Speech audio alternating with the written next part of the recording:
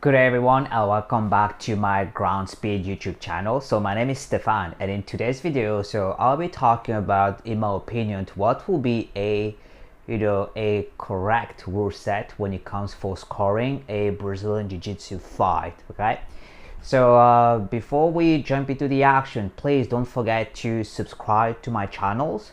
So that will be highly appreciated, and so you get a notification every time I post a new video on YouTube.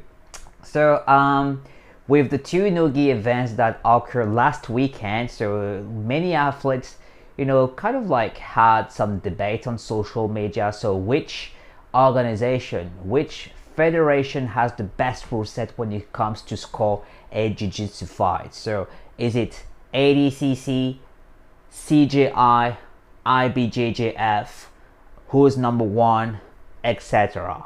Okay, so I do believe that many of those federations have their own pros and cons. So I'm just gonna elaborate what I think will be a correct rule set when it comes to a score a jiu-jitsu bout. Okay, so in my opinion, points should start right away from the very first seconds. Okay, so that's my opinion. Fight start, this is when the points comes into play. So we have points and penalties. So there will be no advantages, only points and penalty.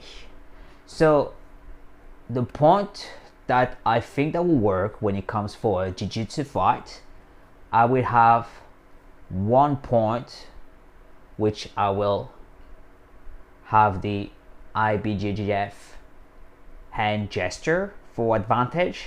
So for me, that will be 1 point. Okay, the way that you will allocate 1 point to your opponent. You get 1 point if your opponent pulls guard. So by pulling guard, you will give your opponent 1 point. Double guard pulling, first one who gets on top will get 1 point. Okay, I think that's fair, because the guy who plays on the bottom has way more options compared to the guy who's on the top. The guard player has just simply guard retentions, also have sweeps which are available. You do have a tons of possibility to sweep your opponent, and also you do have many submissions possibilities. Okay, so compared to the guys on the top, the only thing pretty much like the top opponent has to do is to pass your guard. So that's the reason why I will award you 1 point if you pull guard. So pulling guard will give your opponent 1 point. Double guard pulling, first one who comes on top will get 1 point. Okay, you will also get 1 point if you almost get a position or a submission that puts your opponent in troubles. So it's like IBJJF, like everything pretty much in IBJJF, you will get an advantage. You will get 1 point for this. I think that's fair. The fact that you're using your opponent, you're tiring your opponent on the, regardless if you're on the bottom something, as long as you always want to get something, you should be compensated, rewarded when it comes to this. So 1 point if you almost hit something. Moving up to the 2 points, you will get 2 points if you hit a reversal or some kind of counter. So reversal, let's say if you're in a turtle position and you are able to reverse your opponent and put your opponent on his back, on her back, and stay there for like 3 seconds, you get 2 points. Let's say if you are getting full mounted, you are able to bridge and reverse the position and having your opponent at the bottom, 2 points. The exact same thing goes for the side control. Okay, you're getting side control, you're able to reverse your opponent, you get rewarded 2 points for this. Reversal, 2 points. You will also get 2 points in the way of you countering your opponent. So what I mean by that, so let's take for example the fight between Felipe Pena and Gordon Ryan. Okay, Felipe Pena initiated the action and almost hit the takedowns. Pena will get 1 point, but the fact that at the very last seconds Gordon was able to reverse it, I would award Gordon Wyatt 2 points for that reversal, for that counter. I think that's fair because Gordon hands up on the top. Okay, so then again, that's me. This is me, the way I will see, and I believe it's fair. Okay, I do know everyone's got their own opinion. If you want to put a comment, please feel free, but just, you know, please remain civilized. Okay, polite, civilized, and nice. We're all here to share our opinions. Okay, thank you. When it comes now for 3 points, if you take your opponent down, if you sweep your opponent, knee on the belly, you get 3 points. Okay, so pretty much that you will get 2 in IBJJF. In my score system, you get 3. Okay, 4 points, there will be side control. It could be like the regular perpendicular side control that you have with your opponent, or the north-south side control. If you hit that position and pin it down like for 3 seconds, you get 4 points. And eventually you will get 5 points if you have the full mount or the back control. Okay, so now if you have the back control, I will give you the 3 points regardless if you have the hooks in, or you're crossing your feet, or you're having the, you know, body lock. I will give you your 5 points. Okay, so I think it's fair. You're controlling the fight. There is always a way that your opponent can submit you, even if like you're having the back control, but I will give you those 5 points. So try to keep it really simple. You know, 1 point if you pull guard, 1 point double guard pulling. The first one gets on top, get that point. And this is coming from a guard puller. Even myself, when it comes for rolls or jiu-jitsu competitions, I pull guard like 80% of the time. Okay, so this is not things like, oh, you are awarding points because you are like you think that the wrestler should be like in favor when it comes to this type of action. The answer is no.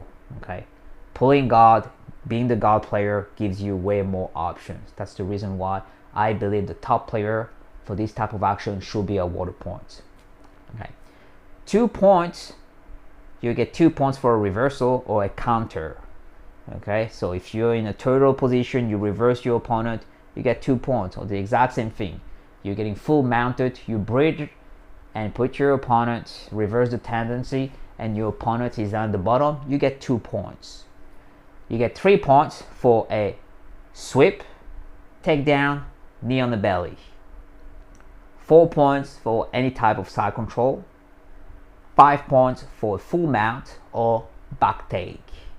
Okay, I will reward you with points if you switch positions.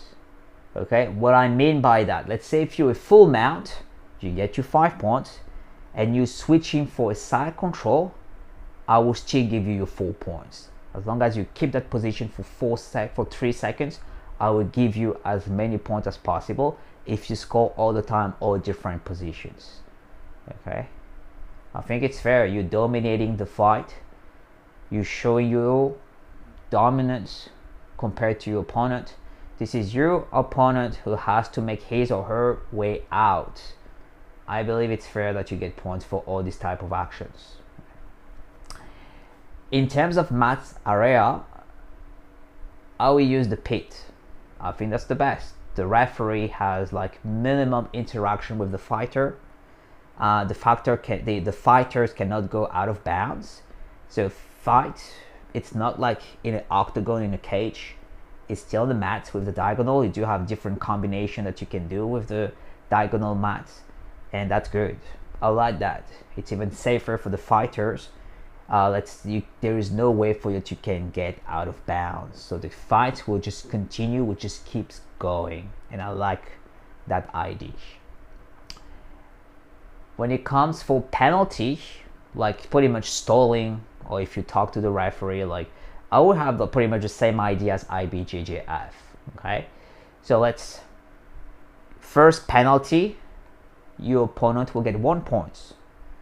Second penalty, your opponent will get 2 points, third penalty 3 points, and penalty number 4 DQ. Simple. Okay, we try to keep it really basic. I put it in a way that it is understandable for a novice or for someone who has no clue when it comes for jiu-jitsu scoring. Try to keep it, I would say, as simple as possible. Okay, so that's my opinion, and that will also help if you just have a scoring a rounds, just the exact same thing as CJI had last weekend. That will be my own score system. I will use all the time. Okay, I think it's fair. I believe it's fair. Now, when it comes for how time will be ideal for a fight, you got many options. You can just do like a 10 minutes fight, up to 12 minutes. I do believe above 12 minutes, so it's fighter are getting tired. So 10 up to 12 minutes, that would be great. You can also have the CJI IGA format, which is 3 rounds of 5 minutes with 1 minute rest in between. I think that's fair too.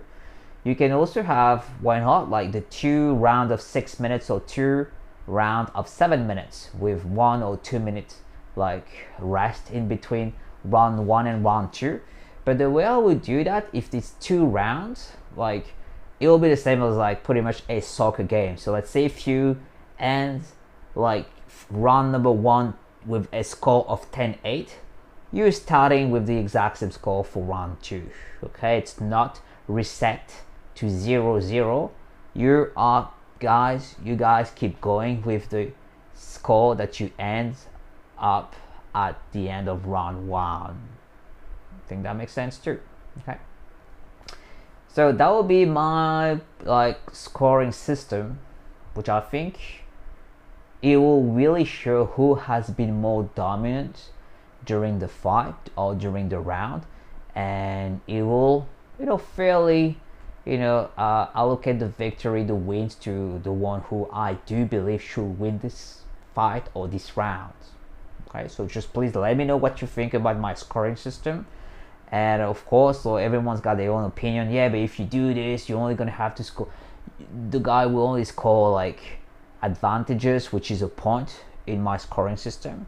Well, at the end of the day, you're getting dominated. So you're the one who should work your butt off just to make sure that you make it even. Okay. Again, thank you for watching the video. So really appreciate it. If you want to put a comment, feel free. If you have an idea about a suggestion about what could be improved, or like even you coming up with your own point or scoring system, please let me know. So we're all here to share in a nice civilized way, and everything, it's gotta be alright. Thanks again for watching the video, and I'll see you guys next time. Okay, cheers.